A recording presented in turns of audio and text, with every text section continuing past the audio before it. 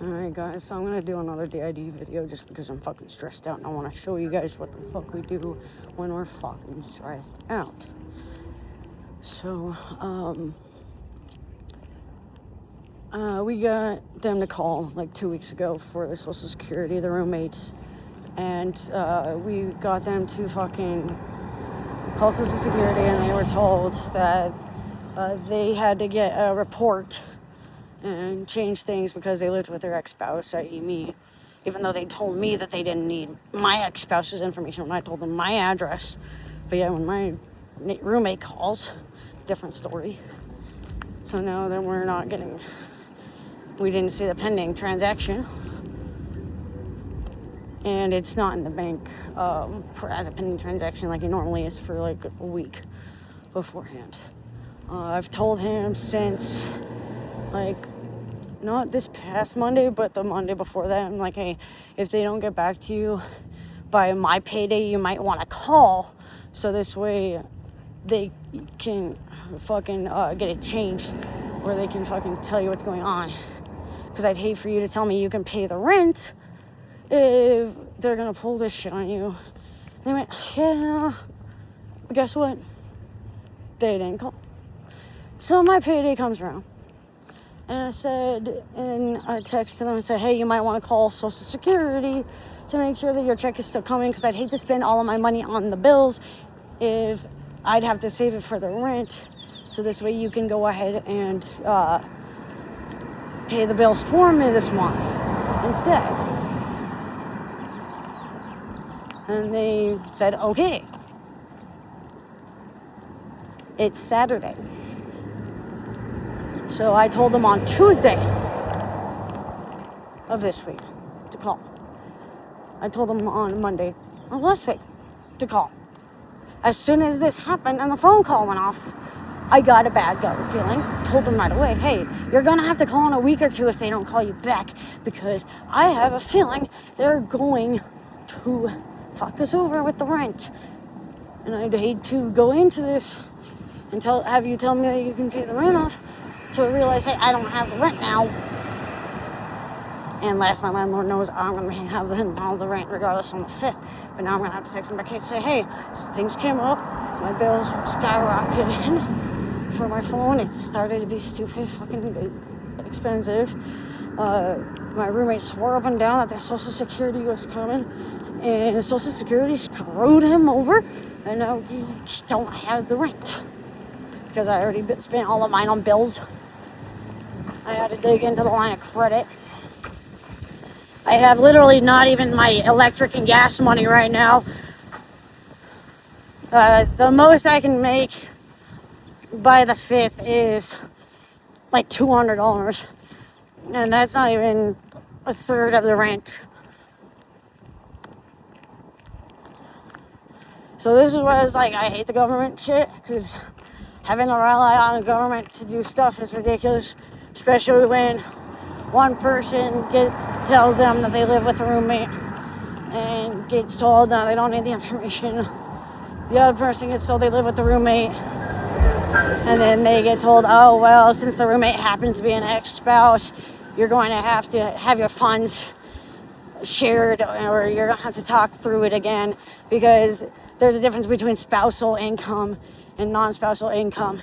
Even if you're divorced, you're going to have to go through it again. So, like, what I don't get is, if that's the case, how come I was able to get my whole fucking food stamps? Or not food stamps, my full fucking Social Security. Why was I able to get the whole benefit if, like, that just doesn't make sense. And they told me before that the only way that they would need the funds is if we got married. And they assured me when I turned in my divorce paperwork that no, they won't ever need to know about their ex-spouse's income because they're not married anymore. And they only need to know if we're living together if we're married, because that's the only way it would, like, matter to us.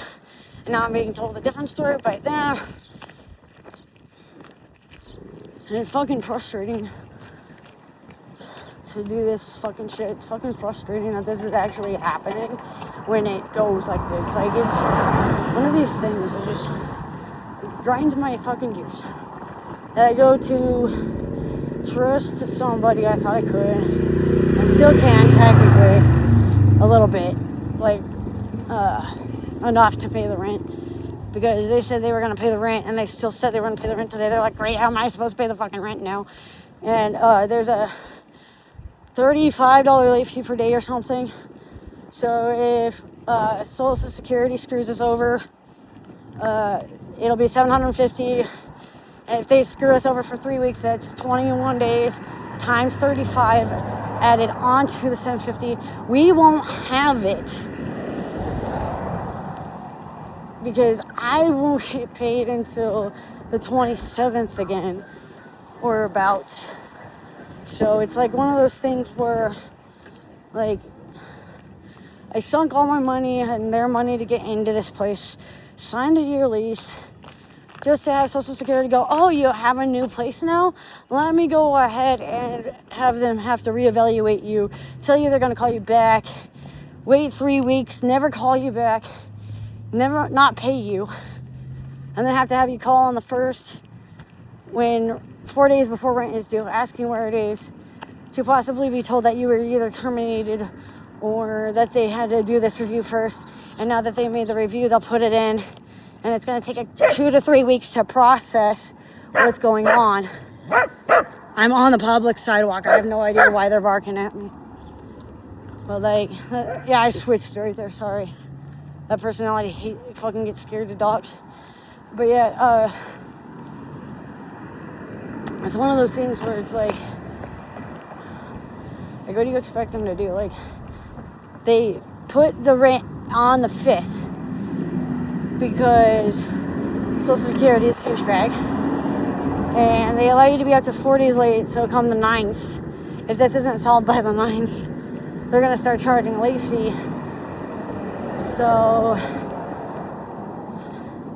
like, if they take 3 weeks to solve this, or a whole month to solve this, we're like literally like $350 behind, and I won't have it even on the fucking 27th, because I have to save some of the money I already have coming in on Sunday for my bills, because I had to sink all of the money in to get food in the house, because we ate a lot.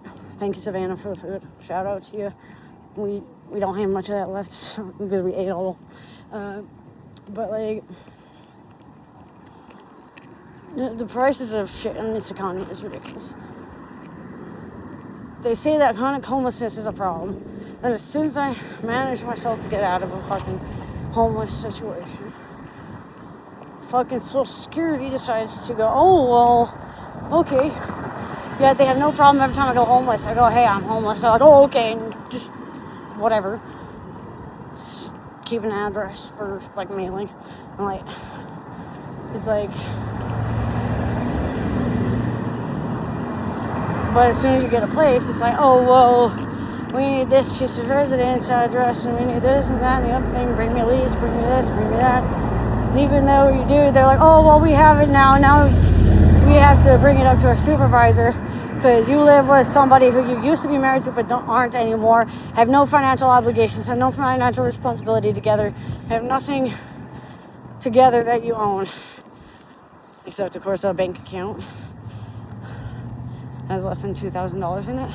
And it's like one of those things where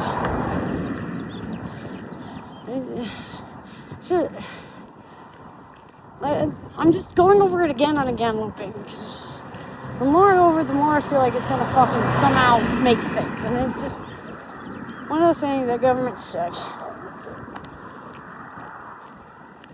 I mean, I can fucking tell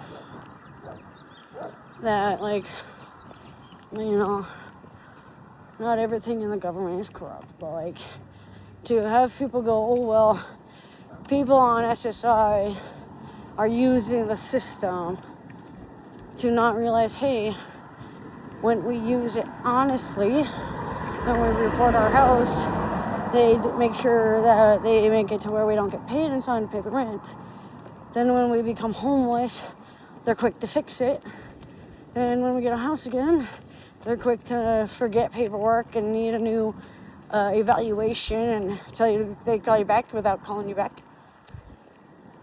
And like, I haven't gotten a call from Social Security on my phone, just in case like they had my number on it or something. But like, I don't know if they changed their email or their phone number with Social Security or not. That might be an issue or something. It might be hindering progress, you know. But yeah, I'm just like really stressed because I don't want to be fucking homeless. And I know for a fucking fact I ain't got that kind of fucking money to be late for 12 days, because 10 times 35 is 350 plus 70. 350 plus 70 is 420. 420 plus 750 is 1170. We don't have that. Like, they would literally have to give up their whole 984, and then like they would have to like wait until the next month for me to pay the rest off, which means it would just be a late fee of another week. So you take the fee that they can pay and then you subtract that, and then you add another 7 times 35, 740 to 10, 245 to the rent. If you pay that off, at least you don't have to wait until the rent's due again to do it again. Like, that's what it's looking like, and it's kind of driving my budget up the wall. This is why I was like, damn it, I'm not even going to be able to afford a bed now. I'm not going to be able to afford getting my son back just yet. And this kind of shit is forcing me to delay it like 1 or 2 months, which means I was thinking of going to the doctor because there's this fucking bump on my head that's just nauseating and making me sick. And it just doesn't feel right. I can't tell what it is. And like, because I'm not a doctor. But like, I'm just going to go call the doctor on Tuesday to see if I can get in. Because I know they're going to have to do surgery to get it removed, and then I'm going to have to get a couple nights in the hospital. But I'm going to be too fucking stressed to stay off the weed long enough for them to do the surgery until I can get this fucking finances under control. So I might also have to wait a month on that too. But anyway, guys, I'm going to be walking into a store. I just don't want to be recording in. So I'll talk to you guys later. Thanks for letting me vent.